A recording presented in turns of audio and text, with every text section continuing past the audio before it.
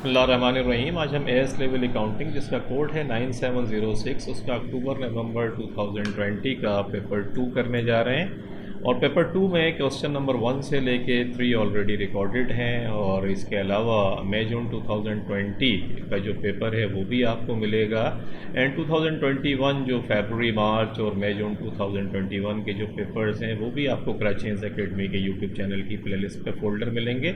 तो प्रैक्टिस ज़रूर कीजिएगा जाके। अगर आपको कोई चीज़ प्रॉब्लम हो रही है इन पेपर्स में स्पेशली, तो ये पूरे पूरे पेपर मैंने सॉल्व कराए हैं। इसके अलावा ये कि एस लेवल अगर पार्टनरशिप में किसी को प्रॉब्लम है तो पार्टनरशिप का एक फ़ोल्डर अलग से है, और वहाँ पर जाके मैंने बिल्कुल बेसिक कंसेप्ट वो क्वेश्चन सेलेक्ट किए थे जिसमें आपके कंसेप्ट बेसिक क्लियर हों, और उनकी प्रैक्टिस अगर आप करें तो पार्टनरशिप से रिलेटेड कोई भी क्वेश्चन बनेगा आप बहुत इत्मीनान से कर सकते हैं। रिकवरेबल डेट्स में अगर आपको कोई प्रॉब्लम हो रही है तो वो भी जाके देख लें, आपकी समझ आएगा। इसके अलावा एमसीक्यूज़ जो हैं, जितने भी एमसीक्यूज़ वाले जो पेपर हैं जो इसके बाद पेपर आपका होना है, इसके काफ़ी पेपर मैंने कराए हैं। फर्दर इस पेपर के बाद भी मैं कराऊंगा, तो उस पेपर की तैयारी के लिए भी ज़रूर रेफ़र कीजिएगा इसको। टेक केयर, अपना बहुत ख्याल रखिएगा और कीप प्रैक्टिसिंग। आज हम क्वेश्चन नंबर 4 के साथ अपने लेक्चर का स्टार्ट करते हैं। क्वेश्चन नंबर 4 जो है मैनेजरियल अकाउंटिंग से रिलेट्स करता है, और लेट्स सी क्या पूछता है वो। ये भी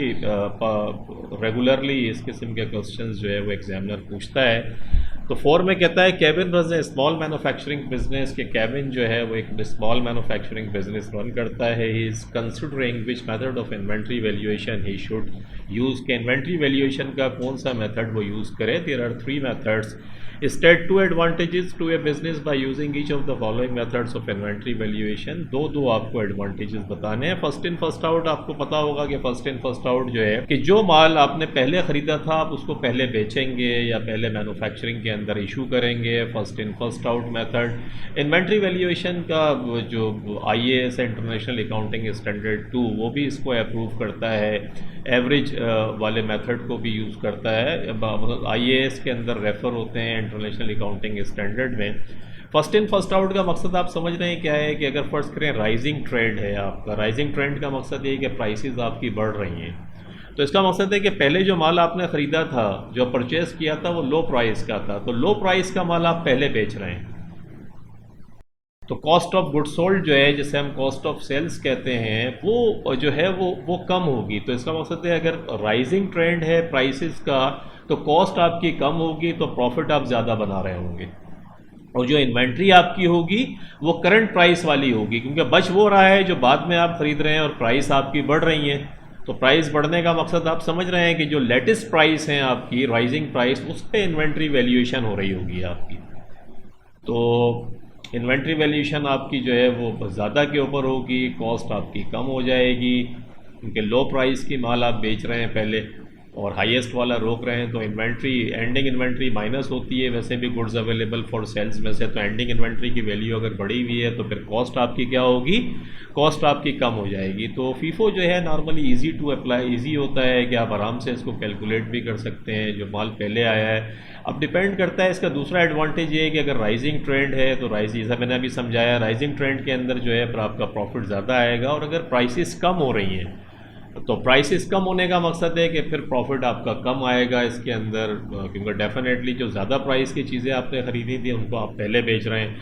लीफो बिल्कुल उसका उल्टा है कि लीफो का मकसद है कि लास्ट इन फर्स्ट आउट। तो अगेन वही बात कि अगर आपका प्राइसेस का जो ट्रेंड है वो प्राइसेस बढ़ रही हैं, तो इसका मकसद है जो हाईएस्ट प्राइस पे आपने माल ख़रीदा वो आप पहले बेच रहे हैं, लास्ट इन फर्स्ट आउट। तो इसका मकसद है कि आपकी कॉस्ट ऑफ सेल्स जो है बढ़ी हुई है, तो प्रॉफिट आपका कम हो जाएगा, और आपकी इन्वेंट्री जो है लो प्राइस के ऊपर वैल्यू आप कर रहे होंगे। एवरेज जो है वो इनको एवरेज आउट कर देती है, और अब डिपेंड करता है कि एवरेज आउट आप करते हैं। तो एडवांटेजेस ये हैं कि आप इसको डिफरेंट बिजनेसेस अपने अपने हिसाब से इसको यूज़ करते हैं। मैनिपुलेशन भी इसमें समटाइम्स होती है कि इन्वेंट्री वैल्यूएशन का आपको अगर प्रॉफिट ज़्यादा दिखाना है, कम दिखाना है, क्योंकि इनकम टैक्स पे करना है, और अगर प्राइसेस राइजिंग ट्रेंड है आपका कि प्राइसेस बढ़ रही हैं, तो फिर आप ये है कि आप लीफो के ऊपर अगर करें लास्ट इन फर्स्ट आउट तो प्रॉफिट आपका कम आ जाएगा, टैक्स आपको पे कम करना पड़ेगा। तो देयर आर डिफरेंट थिंग्स, ये इसको फीफो के अंदर ये है कि सिंपल टू कैलकुलेट के आसान होता है, उसको approved by IAS 2 international accounting standard 2 में अप्रूव है कि आप इस तरीके से वैल्यूएशन कर सकते हैं। Inventory valuation are based on the most recent receipts, कि इन्वेंट्री वैल्यूएशन जो है मोस्ट रिसेंट जो प्राइसेस हैं, क्योंकि बच रहा है वही माल तो उसके ऊपर वैल्यू हो रही होंगी, जो आई थिंक गुड के इन्वेंट्री रिफ्लेक्ट करनी चाहिए कि एक्चुअल उसकी वैल्यू।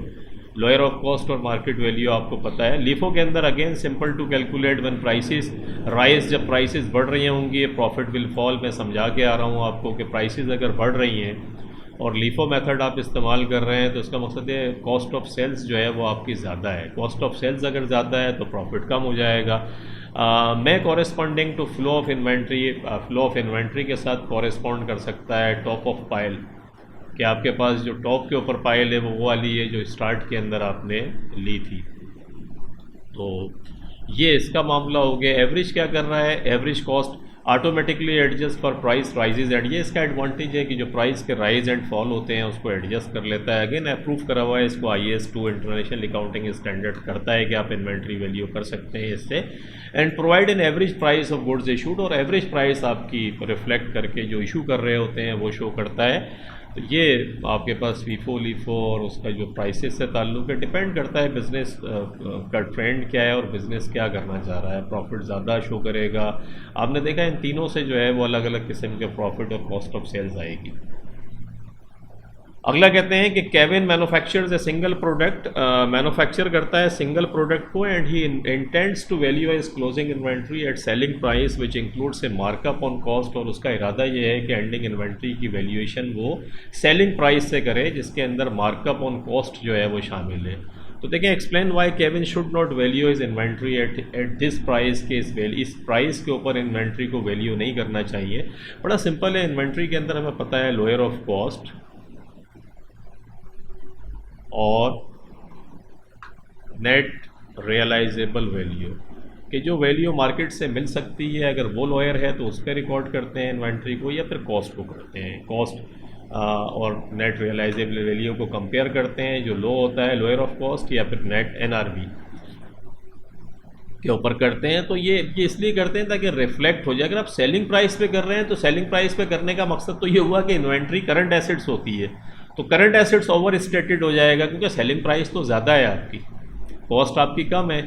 तो आप क्या कर रहे हैं कि करंट एसेट्स को ओवर स्टेट कर रहे हैं, और एंडिंग इन्वेंट्री ज़्यादा दिखाने का मकसद आप समझ रहे हैं कॉस्ट आपकी कम हो जाएगी। कॉस्ट कम होगी तो प्रॉफिट बढ़ जाएगा, तो प्रॉफिट भी ओवर स्टेटेड हो गया और करंट एसेट्स भी ओवर स्टेटेड हो गया, जो नहीं होना चाहिए। रियलिस्टिक पिक्चर शो होनी चाहिए, तो इसलिए इसको ये काम नहीं करना चाहिए। The use of selling price would result in an over statement of profit current assets, के प्रॉफिट जैसे मैंने बताया ओवर स्टेटेड हो जाएगा, करंट एसेट्स भी ओवर स्टेटेड होगा। So inventory should be valued at lower of cost and net realisable value in accordance with the prudence concept. Prudence भी यही कहती है कि भाई आप थोड़ा सा मतलब रियलिस्टिक रह के रहें। मैंने जैसे कहा कि आप अकाउंटेंट हैं, आप फंस जाएंगे एंड के अंदर। इसीलिए अकाउंटिंग में क्या होता है कि अगर दूर से भी नज़र आ रहा है कि नुकसान होने वाला है तो उसको रिकॉर्ड कर लें, प्रॉफिट में इतना इम्पेशेंट ना हो, प्रॉफिट जब हो जाए तो रिकॉर्ड करें, नहीं तो आपकी गर्दन फंस जाएगी एज एन अकाउंटेंट। तो अकाउंटेंट ने अपनी जान बचाने के लिए ये सारे कंसेप्ट जो है वो उसने निकाले हुए हैं ताकि वो बच के रहे।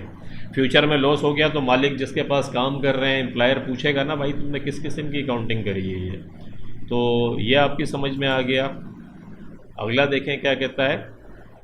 Kevin currently uses marginal costing but is considering changing to absorption costing, कि वो बस सोच रहा है मार्जिनल कॉस्टिंग तो वो यूज़ करता है लेकिन सोच रहा है कि एब्जॉर्प्शन कॉस्टिंग को इस्तेमाल करे। The following budget information per unit is available, ये इन्फॉर्मेशन उसके पास अवेलेबल है। सेलिंग प्राइस 20 है, डायरेक्ट मटेरियल $6 पर यूनिट उसका लगता है, ये पर यूनिट के हिसाब से। डायरेक्ट लेबर 3 लगती है। बजटेड प्रोडक्शन जो है 20,000 यूनिट्स पर मंथ के ऊपर इसने। बजटेड फिक्स ओवरहेड जो 100,000 के ओवरहेड हैं, ये 100,000 जो कैलकुलेट हैं वो 20,000 के ऊपर यूनिट्स के ऊपर कैलकुलेटेड है। इसका मकसद है कि $5 पर यूनिट जो है फिक्स कॉस्ट आपकी लगती है। एब्जॉर्प्शन और मार्जिनल कॉस्टिंग के अंदर यही डिफरेंस होता है। याद रखिएगा मेरी बात कि मार्जिनल कॉस्टिंग जो है वो वेरिएबल कॉस्टिंग होती है। इसके अंदर हम क्या करते हैं कि जितनी भी ये फिक्स ओवरहेड आपको नज़र आ रहे हैं 100,000 के, इसको हम पीरियड कॉस्ट बनाएंगे। पीरियड कॉस्ट बनाने का मकसद है कि इस साल का इनकम स्टेटमेंट जब बनेगा तो उसमें हम इसको एज एन एक्सपेंस शो कर देंगे। हमारी जो कॉस्टिंग होगी, एंडिंग इन्वेंट्री की कॉस्टिंग होगी, कॉस्ट ऑफ सेल्स की रिकॉर्डिंग होगी, वो सिर्फ वेरिएबल के ऊपर होगी। इसीलिए हम इसको कहते हैं मार्जिनल कॉस्टिंग, यानी 6 और 3 $9 जो है एक्चुअली ये हमारी वेरिएबल कॉस्ट है 9। तो 20 में से 9 माइनस करें तो $11 हमारा कंट्रीब्यूशन मार्जिन है। तो जब आप ये जहन में रखिएगा, at 1 January there was no inventory held, कि 1 जनवरी को कोई इन्वेंट्री इनके पास नहीं थी। The following actual results are available for January and February. January and February के ये रिजल्ट्स आपके पास हैं। सेल्स आपने करी 15,000 यूनिट्स की और फरवरी में करी 21,000 यूनिट्स की। प्रोडक्शन जो है आपकी 18,000 प्रोडक्शन आपकी जनवरी के अंदर भी है और फेब के अंदर भी जो प्रोडक्शन है वो 18,000 यूनिट्स हैं। और फिक्स ओवरहेड तो आपने देखे ही थे, 100,000 जो है फिक्स आपकी कॉस्ट है। तो कहता है prepare the income statement for each of the method each of the months of January and February using marginal costing. Marginal costing को यूज़ करके आप इनकम स्टेटमेंट बनाने को आपसे कह रहा है। तो मार्जिनल कॉस्टिंग का इनकम स्टेटमेंट बड़ा सिंपल होता है। इसमें देखें सेलिंग प्राइस आपको दी हुई है $20 की है और आपने 15,000 जनवरी के अंदर बेचा और फरवरी में 21,000। तो आप इसको निकाल लें। ये जैन है, ये फेब है। 15,000 यूनिट्स आपके जैन के थे, तो 15,000 को मल्टीप्लाई करते हैं 20 से, तो देख रहे हैं आप ये 300,000 आ गया। कैसे आया आपकी समझ आया ना? 15,000 यूनिट्स बेचे थे और $20 की सेलिंग प्राइस है, तो इसको मल्टीप्लाई करेंगे तो 300,000 आ गया आपके पास। इसी तरीके से जो फरवरी के महीने की प्रोडक्शन थी वो कितनी है, जो माल बेचा 21,000 यूनिट्स और सेलिंग प्राइस वही 20 है, देख रहे हैं। तो 21,000 को मल्टीप्लाई कर दें 20 से, तो व्हाट यू गेट 420,000। ये नज़र आ रहा है 420,000। तो ये सेल तो आपकी समझ आ गई। उसके बाद आ जाए ओपनिंग इन्वेंट्री। जनवरी में तो ओपनिंग इन्वेंट्री है ही नहीं, उसने सवाल के अंदर दिया है, तो इसको निशान लगाते हैं। अभी जैन को पहले कर लेते हैं। कॉस्ट ऑफ प्रोडक्शन कितनी है? कॉस्ट ऑफ प्रोडक्शन मैं आपको बता के आ रहा हूँ कि कॉस्ट ऑफ प्रोडक्शन 9 है। आप देख रहे हैं 6 और 3 कितना हो गया, 9 हो गया। तो 9 का मकसद है कि आपने प्रोडक्शन कितनी करी है, 18,000 यूनिट्स आपने बनाए हैं। तो 18,000 यूनिट्स को मल्टीप्लाइड कर दें 9 से, what you get marginal costing है। इसके लिए इसमें सिर्फ वेरिएबल कॉस्ट लीजिएगा, याद रखिएगा, दिस इज़ द पॉइंट। ये जो मैंने $5 निकाला था फिक्स फैक्ट्री ओवरहेड का रेट, इसको शामिल नहीं कीजिएगा। मार्जिनल कॉस्टिंग में सिर्फ वेरिएबल लेंगे। तो 18,000 आपने बनाए मल्टीप्लाइड बाई 9 का मकसद है 162,000 आपके पास आता है। तो 162,000 आपने देखें यहाँ आ गया। ये कॉस्ट ऑफ प्रोडक्शन है आपकी। कॉस्ट ऑफ प्रोडक्शन को आप 2 हिस्सों में भी डिवाइड करके लिख सकते हैं। मटेरियल को आप अलग लिख दें उठा के, और मटेरियल जैसे देखें लिखा हुआ है ना, मटेरियल पर यूनिट आपको दिया हुआ है 6 है, तो इस 18,000 को 6 से मल्टीप्लाई करके लिख दें। डायरेक्ट मटेरियल और डायरेक्ट लेबर 3 से इसको मल्टीप्लाई करके लिखें, तो एंड बहरहाल यही आएगा 162,000। और क्योंकि 18,000 आपने बनाया, बिका कितना 15,000, तो बच कितना गया, ये 3,000 यूनिट्स आपके पास बच गए। तो 3,000 यूनिट्स जो बाकी बचे, इसको भी 9 से ही मल्टीप्लाई करें, क्योंकि रेट वही है 9 वेरिएबल मार्जिनल कॉस्टिंग में। तो ये 27,000 आपके पास एंडिंग इन्वेंट्री आ गई। ये देख रहे हैं 27,000 ending inventory. Cost of production में से एंडिंग इन्वेंट्री माइनस करी तो $135,000 का आपके पास कॉस्ट ऑफ सेल्स आ गई। सेल्स में से कॉस्ट ऑफ सेल्स को माइनस किया तो कंट्रीब्यूशन, वेरिएबल कॉस्ट को माइनस किया तो कंट्रीब्यूशन मार्जिन आ गया। And this is the point कि जितनी फिक्स कॉस्ट थी 100,000 की, वो पूरी की पूरी, क्योंकि मार्जिनल कॉस्टिंग है, वो आपने इसी मंथ के इनकम स्टेटमेंट के अंदर पूरी 100,000 पर मंथ था वो दिखा दी। 165,000 में से इसको माइनस किया तो कितना आ गया प्रॉफिट आपके पास, $65,000 जैन के महीने में प्रॉफिट हुआ। अब आते हैं फेब के मंथ में। फेब में ये जो क्लोजिंग इन्वेंट्री है $27,000 की, ये ओपनिंग इन्वेंट्री बन जाएगी। ये देख रहे हैं 27,000 आपके पास ये आ गया। और क्योंकि फरवरी के महीने के अंदर भी प्रोडक्शन यही थी 18,000, देख रहे हैं, तो इसका मकसद है 18,000 को वही आपने जब 9 से करा तो वही 162,000 ये आ गया।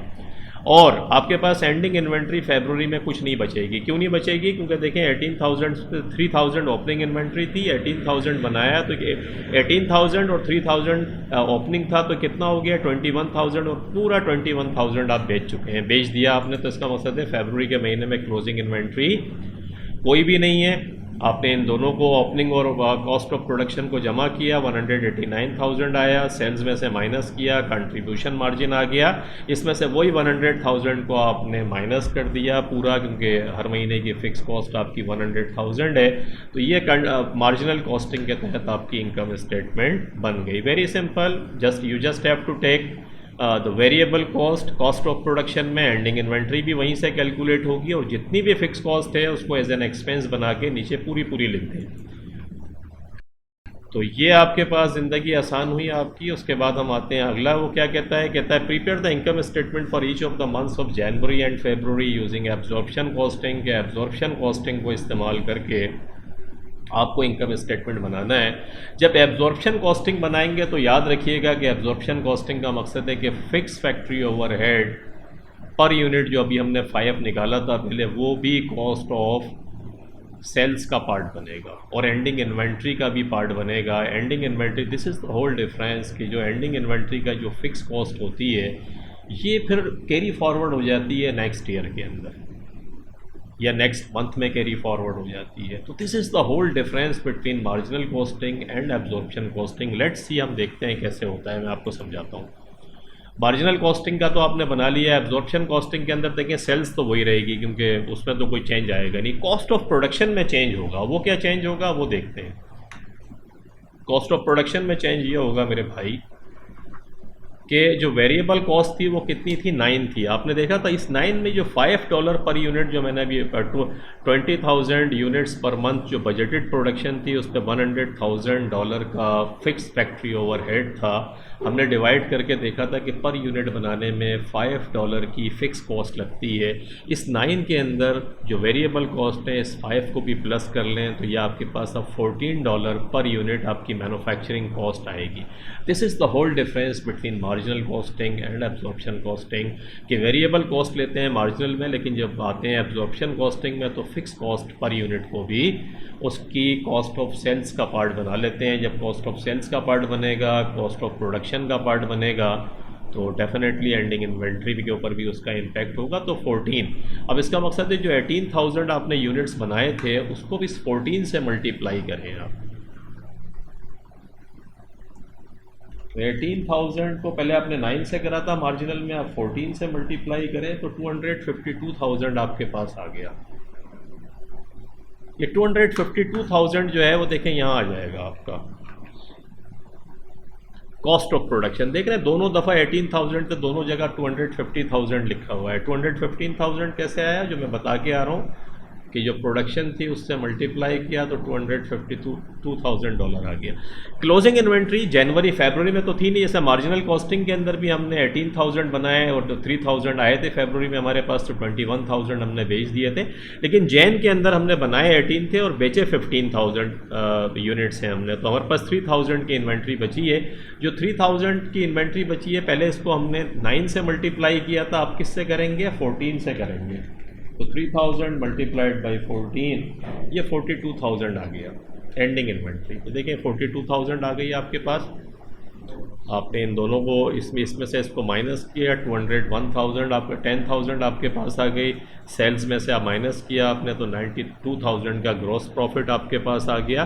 ग्रॉस प्रॉफिट निकालने के बाद देखें कि आपने अंडर एब्जॉर्ब्ड है या ओवर एब्जॉर्ब्ड है, हुआ क्या है। देखिए आपके पास जो बजटेड प्रोडक्शन थी वो एक्चुअली 20,000 थी। आप देख रहे हैं आपको 20,000 बजट के ऊपर ये फिक्स कॉस्ट आपने कैलकुलेट की थी। एक्चुअल आपने क्या करा, आपने बनाए कम यूनिट्स और आप रेट $5 पर यूनिट्स का रेट जो है एक्चुअली आपने 18,000 यूनिट्स के ऊपर लगाया, जबकि यूनिट्स बजटेड कितने थे 20,000। तो कितना डिफरेंस आया, इसका मकसद है कम यूनिट्स के ऊपर ओवरहेड जो है आपका कम एब्जॉर्ब हुआ। ओवरहेड जो है आपका कम एब्जॉर्ब हुआ इसलिए कि आपने बजटेड कैलकुलेट किया था 20,000 और एक्चुअली बनाया आपने 18,000, तो 2,000 यूनिट्स आपने कम बनाए। तो 5 से अगर आप इसे मल्टीप्लाई करें, क्योंकि $5 का रेट है फिक्स कॉस्ट का, तो ये 10,000 एक्चुअली आपने कम अप्लाई करा प्रोडक्शन के ऊपर, क्योंकि प्रोडक्शन ही आपने कम करी, तो अंडर एब्जॉर्ब है 10,000। इसीलिए आप देख रहे होंगे कि अंडर एब्जॉर्ब जो है वो 10,000 एज एन एक्सपेंस आप शो करेंगे। ये भी देखिएगा, अगर ओवर एब्जॉर्ब हो तो माइनस कर दीजिएगा, प्लस कर दीजिएगा, क्योंकि प्रॉफिट में वो प्लस हो जाएगा, और अगर अंडर एब्जॉर्ब है तो उसे माइनस कर दीजिएगा। तो ये $18,000 का प्रॉफिट ये आ गया। जब यही हम फरवरी के अंदर आएंगे तो ये 42,000 की इन्वेंट्री जो है वो ओपनिंग इन्वेंट्री बन जाएगी, 252,000 तो वही है। ये आपकी कॉस्ट ऑफ सेल्स आ गई, इसमें से माइनस किया ग्रॉस प्रॉफिट। ये अंडर एब्जॉर्ब जो है यहाँ भी रहेगा, क्योंकि 18,000 की एक्चुअली प्रोडक्शन आपने फरवरी के अंदर भी की है। तो $10,000 का जो फिक्स ओवरहेड है वो एब्जॉर्ब नहीं हुआ। मैंने रीज़न बता दी कि 20,000 यूनिट्स आपने बजटेड सोचे थे, एक्चुअली प्रोडक्शन कम हुई। तो कम प्रोडक्शन पे $5 का आप रेट लगा रहे हैं। ये $5 का रेट जो है 20,000 यूनिट्स पे कैलकुलेट किया हुआ रेट था, तो वो अंडर एब्जॉर्ब आ जाएगा। अगर आप ज़्यादा बनाते तो ओवर एब्जॉर्ब हो जाता। तो ये आपके पास आपने देखा कि दोनों का प्रॉफिट, अब अगर आप दोनों में देखें तो देखें दोनों का प्रॉफिट चेंज है। आप देख रहे हैं 65,000 मार्जिनल कॉस्टिंग में आया था और 80,000 यहाँ पर आ गया आपका। तो एक्चुअली अब कहता क्या है आपके पास, अब ये इम्पोर्टेंट है, देखिएगा आगे क्या होता है।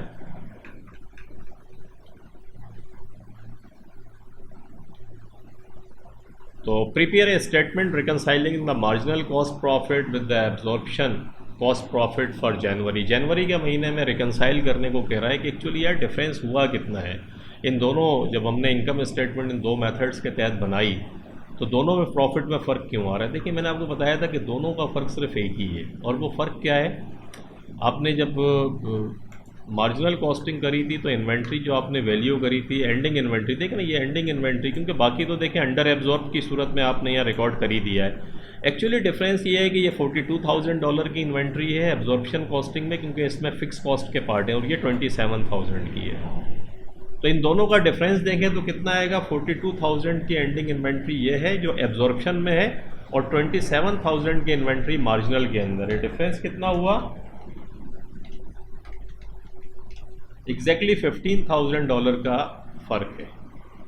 और $15,000 का जो फ़र्क है वो पता है आपको क्यों है, क्योंकि एंडिंग इन्वेंट्री के यूनिट्स थे 3,000, इसमें ये 5 जो फिक्स कॉस्ट है आपकी 5 वो मार्जिनल में हमने शामिल नहीं करी थी, लेकिन एब्जॉर्प्शन में शामिल है। तो फिक्स कॉस्ट का जो $5 पर यूनिट की फ़िक्स कॉस्ट है वो इस एंडिंग इन्वेंट्री के अंदर शामिल होकर देखें एग्जैक्टली ये वही 15,000 आया है जो इन प्रॉफिट का फ़र्क है। इन प्रॉफिट में फ़र्क कितना है, देखें ये 65,000 है मार्जिनल के अंदर, और एब्जॉर्प्शन में कितनी आ रही है 80,000। तो कितना डिफरेंस हुआ, देख रहे हैं, यही 15,000 का फ़र्क है, यही 15,000 का। वो 3,000 यूनिट्स के अंदर $15,000 की फ़िक्स कॉस्ट फरवरी के महीने में चली गई, कैरी फॉरवर्ड हो गई। वेयर इज मार्जिनल कॉस्टिंग के अंदर पूरा 100,000 हमने एज एन एक्सपेंस रिकॉर्ड किया था। क्या रिकॉर्ड किया था, देखिए पूरा 100,000 हमने फ़िक्स कॉस्ट मार्जिनल के अंदर शामिल कर दिया था, जबकि एब्जॉर्प्शन में हमने कैरी फॉरवर्ड करा। एंडिंग इन्वेंट्री के अंदर जो फिक्स कॉस्ट है वो कैरी फॉरवर्ड होके आगे चली गई, और वही डिफरेंस इनका एक्चुअली फ़र्क आता है। यही इसका रिकनसाइलिंग है, और यही समझने की बात है कि मार्जिनल कॉस्टिंग का प्रॉफिट 65,000 है, और क्लोजिंग इन्वेंट्री के अंदर जो फिक्स कॉस्ट आपकी फॉरवर्ड हुई है वो कितनी है, 3,000 यूनिट्स हैं। $5 जो मैंने निकाल के बताया था, ये 15,000 जो है ये पास ऑन हो गई फिक्स कॉस्ट नेक्स्ट मंथ्स के अंदर, इसीलिए एब्जॉर्प्शन कॉस्टिंग का प्रॉफिट बढ़ा हुआ है, $80,000 है। तो ये होप आपकी समझ में आया होगा। This is the whole difference जो मैंने समझाया आपको। अगर इसने मांगा नहीं है फरवरी के महीने का भी मैं निकाल के आपको बता देता हूँ। ये देख रहे हैं 130,000 है और ये 116,000 है, तो देखिए इन दोनों का फ़र्क भी एग्जैक्टली वही होगा, 131,000 और 116,000, वही 15,000। ये 15,000 से जो प्रॉफिट है वो मार्जिनल कॉस्टिंग का बढ़ा हुआ है। ये देख रहे हैं बढ़ा हुआ है। क्यों बढ़ा हुआ है, क्योंकि इसकी जो वेरिएबल कॉस्ट थी ये 27,000 में कोई फिक्स कॉस्ट शामिल नहीं थी, और ये पूरे का पूरा इसने बेच दिया, बचा ही कुछ नहीं है एंडिंग इन्वेंट्री में। जब एंडिंग इन्वेंट्री में कुछ नहीं बचेगा तो और उसकी उसकी जो ओपनिंग इन्वेंट्री थी इसमें इसके अंदर फिक्स कॉस्ट शामिल ही नहीं थी, इसलिए इसका प्रॉफिट बढ़ा हुआ नज़र आ रहा है। जबकि ये ओपनिंग इन्वेंट्री के अंदर पिछले साल की जो कॉस्ट थी उसका 15,000 इस ओपनिंग इन्वेंट्री में शामिल है, इसीलिए इसका 15,000 से प्रॉफिट कम है। देख लें 116,000। तो this is the whole point. Hope आपकी समझ में आया होगा, इसकी प्रैक्टिस कीजिएगा, आपकी समझ में और आ जाएगा। और कोई मुश्किल हो तो पूछिएगा इसको। अगला देखते हैं हम क्या पूछता है आपसे। ये कहता है प्रीपेयर है स्टेटमेंट आपने कर लिया। कहता है advise Kevin whether or not he should change from marginal costing to absorption costing, justify your answer के वो अब डिपेंड करता है कि अगर उसे शॉर्ट टर्म के लिए डिसीजन मेकिंग के लिए चीज़ें चाहिए तो उसको फिर मार्जिनल कॉस्टिंग पे चला जाना चाहिए, क्योंकि अगर आपका प्रोडक्शन कोई यूनिट है और आपको फिक्स कॉस्ट आपको पता है कि चलो यार अगर मुझे ऑर्डर्स मिलते रहें और मुझे कम रेट के ऊपर भी मैं, क्योंकि फ़िक्स कॉस्ट पे इस दफ़ा अगर पूरी नहीं करूँगा नेक्स्ट ईयर के अंदर देख लूँगा या नेक्स्ट मंथ में मेरी पूरी हो जाएगी। तो एम अगर आपका शॉर्ट टर्म है, मैनेजरियल इन्फॉर्मेशन आपको ज़्यादा चाहिए, कंट्रीब्यूशन मार्जिन के ऊपर आप खेल रहे हैं और आपको ऑर्डर्स ले रहे हैं, तो फिर मार्जिनल कॉस्टिंग अच्छी है। एब्जॉर्प्शन कॉस्टिंग वैसे भी स्टैट्यूटरी रिक्वायरमेंट भी ये है जो जिस पे ऑडिटेड अकाउंट्स बनते हैं, वो फिर एब्जॉर्प्शन कॉस्टिंग भी आपको यूज़ करनी पड़ती है। उसके बगैर फिर ऑडिटेड अकाउंट्स नहीं बनते हैं, क्योंकि वो अलाउड जो है एब्जॉर्प्शन कॉस्टिंग है जिसके तहत हम ये सब कर रहे होते हैं। और जो कंट्रीब्यूशन मार्जिनल कॉस्टिंग है ये नॉर्मली मैनेजरियल अकाउंटिंग का एक टूल है जो हम यूज़ कर रहे होते हैं। तो डिपेंड करता है, इट ऑल डिपेंड्स कि आपका इंटेंशन क्या है। Marginal costing easier to operate होगी, aid short term decision making, enable optimum allocation of resources, क्योंकि रिसोर्सेज को आप ऑप्टिमम यूज़ करके देख रहे होते हैं, और avoid the problems of over under absorption. जैसे अभी हमने देखा ना कि फिक्स एब्जॉर्प्शन कॉस्टिंग में ओवर अंडर हमने कैलकुलेट किया था, यहाँ ये प्रॉब्लम नहीं होती क्योंकि जितनी फिक्स कॉस्ट है वो सारी उसी साल का एक्सपेंस आउट हम कर देते हैं। एब्जॉर्प्शन कॉस्टिंग मोर कॉम्प्लेक्स में require specialise knowledge, gives higher profit when inventory level जितना बढ़ेगा, जैसे हम जनवरी के अंदर देख कर आए कि इन्वेंट्री लेवल बढ़ेगा तो प्रॉफिट आपका क्या होगा, क्योंकि फिक्स कॉस्ट आप नेक्स्ट ईयर में फॉरवर्ड कर रहे हैं तो प्रॉफिट आपका बढ़ जाएगा। Includes an element of fix cost in the inventory valuation में फिक्स कॉस्ट आपकी शामिल होती है। Absorption overhead into the cost aids the setting of prices आपकी सही सेट हो जाती है, क्योंकि कॉस्टिंग के अंदर प्रॉफिट कॉस्टिंग में फिक्स ओवरहेड का पार्ट बन रहा होता है। तो you have to see the broader picture कि यार हम प्राइस कैसे सेट करें। Reviewing under and over absorption में aid control and management of the business. ये बड़ा इंपॉर्टेंट है कि ओवर अंडर एब्जॉर्प्शन के अंदर फ़ौरन आप इसको यूज़ करते हैं कि भाई ये ओवर हो गया अंडर हो गया, तो फिर उस पर मैनेजमेंट का फोकस होता है, और जब मैनेजमेंट का फोकस होता है तो चीज़ें इंप्रूव होती हैं। तो it all depends, I mean to say, ये उसने जस्टिफाई करा है, लेकिन इसके आखिर में आप लिखें कि जो केविन है, केविन जो है should consider the pros and cons, जो आपने मेंशन किए हैं, मेंशन प्रोज एंड कॉन्स जो भी इसकी चीज़ें हैं, और अकॉर्डिंगली जो वो समझता है उसके लिए बेहतर है एज़ पर बिजनेस, वो फिर उस ऑप्शन पे चला जाए। तो ये आपका क्वेश्चन नंबर 4 भी कंप्लीट हो गया, और इंशाल्लाह होप आपका पेपर भी बिल्कुल करीब है। तो wish you all the best कि इंशाल्लाह आप पेपर के अंदर अच्छा करेंगे। यू विल बी गेटिंग ए+ in your exam. Take care, अपना बहुत ख्याल रखिएगा। Keep practising and smiling and have faith in almighty अल्लाह, कि अल्लाह इंशाल्लाह बेहतर भी करेगा आपके लिए, और आप बिल्कुल कॉन्फिडेंट होकर जाएं। जो कुछ आपने पढ़ा है इंशाल्लाह आपके दिमाग के अंदर भी आएगा और आप बहुत इत्मीनान के साथ पेपर करेंगे। And I wish you again all the best. Take care, अपना बहुत ख्याल रखिएगा। Thank you very much for watching the video. अल्लाह हाफिज़।